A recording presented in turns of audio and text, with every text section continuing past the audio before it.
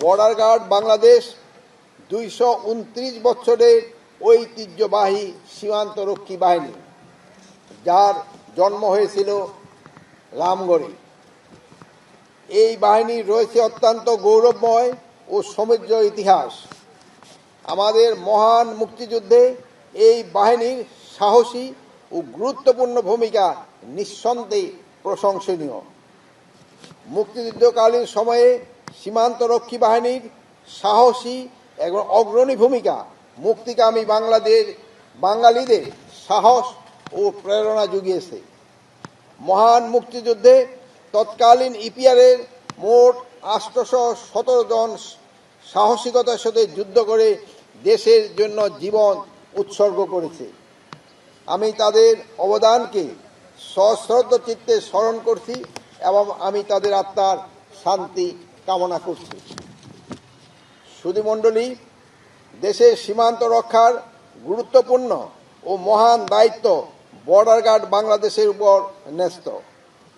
সীমান্তে নিরাপত্তা রক্ষা করা, চোরাচালান, নারী ও শিশু এবং মাদক পাচার সংক্রান্ত অপরাধসহ অন্যান্য আন্তঃরাষ্ট্রীয় সীমান্ত অপরাধ প্রতিরোধে আভ্যন্তরীণ আইন শৃঙ্খলা রক্ষার্থে প্রশাসনকে সহায়তা, সরকার কর্তৃক অর্পিত অন্য যে কোনো দায়িত্ব যথাযথভাবে পালনে বিজিবির প্রতিটি সদস্য অঙ্গীকারবদ্ধ মর্মে আমি বিশ্বাস করি। বিজিবি পুনর্গঠনের আওতায় আজ পতাকা উত্তোলনের মাধ্যমে বিজিবিতে আরও 4টি ইউনিট প্রতিষ্ঠিত হওয়ায় মধ্য দিয়ে বিজিবির সক্ষমতা আরও বৃদ্ধি পাবে বলে আমি আশা করি। উখিয়া ব্যাটালিয়ন, স্টেশন সদর দপ্তর এবং গার্ড পুলিশ ব্যাটালিয়ন এবং K9 ইউনিট অ্যান্ড ট্রেনিং সেন্টারের সকল অফিসার, জুনিয়র কমিশনার অফিসার, বিভিন্ন পদবীর সদস্য এবং সৈনিক এবং অসামরিক কর্মচারীবৃন্দকে সংশ্লিষ্ট সকলের কাছে আমার প্রত্যাশা, আপনারা নিজ দায়িত্ব পালনে দেশপ্রেম ও কর্তব্যনিষ্ঠার পরিচয় দিবেন। বিশেষত উখিয়া ব্যাটালিয়ন সীমান্তের পার্শ্ববর্তী দেশের সীমান্তরক্ষী বাহিনীর ব্যাটালিয়ন ও বিওপিগুলোর সাথে আমাদের ব্যাটালিয়ন ও বিওপিগুলির দায়িত্বপূর্ণ আনুপাতিক অসামঞ্জস্যতা কিছুটা কমে আসবে। এর ফলে আপনারা আরও ভালোভাবে দেশের সীমান্তে টহল ও নজরদারি করতে সক্ষম হবেন।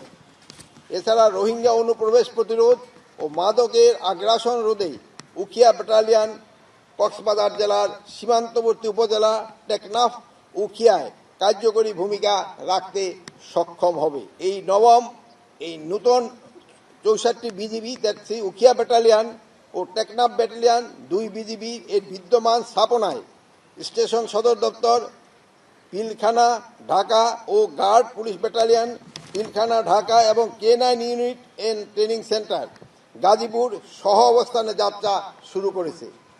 এটা খুবই স্বাভাবিক যে নতুন ইউনিট হিসাবে কিছু সীমাবদ্ধতা মোকাবেলা করে আপনাদের দায়িত্ব পালন করতে হবে। বাহিনীর তথা দেশের বৃহত্তর স্বার্থে এই সাময়িক অসুবিধা মেনে নিয়ে আপনাদের দায়িত্ব পালন করতে হবে। আমি আপনাদের আশ্বস্ত করতে চাই, নতুন ইউনিটের সীমাবদ্ধতায় দ্রুততম সময়ের মাধ্যমে সমাধানের চেষ্টা করা হবে। সকলের কঠোর পরিশ্রম ও নিরলস প্রচেষ্টায় সব ধরনের সীমাবদ্ধতা ও প্রতিকূলতা জয় করে আমরা সামনের দিকে এগিয়ে নতুন বাংলাদেশের অগ্রযাত্রায় সহায়ক ভূমিকা পালন করব।